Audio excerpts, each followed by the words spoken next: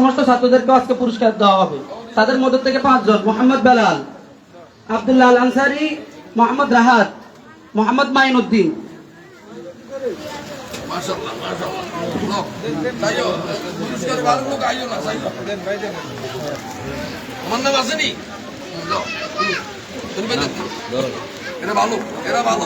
আমাদের পুরস্কার দেওয়া হচ্ছে যে সমস্ত ছাত্রছাত্রী পড়ালেখা ভালো করে এবং আমাদের পরীক্ষাগুলো আছে, প্রথম সেমিস্টার, দ্বিতীয় সেমিস্টার বা মাসিক পরীক্ষা আছে।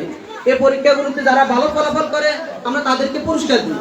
আজকে আমাদের এই অনুষ্ঠানে পুরস্কার দেওয়া হচ্ছে ওই সমস্ত ছাত্রছাত্রীকে যারা প্রথম সেমিস্টার ভালো করেছে এবং মাসিক পরীক্ষাও ভালো করেছে। ক্লাসে উপস্থিত তারা দৈনন্দিন হয়।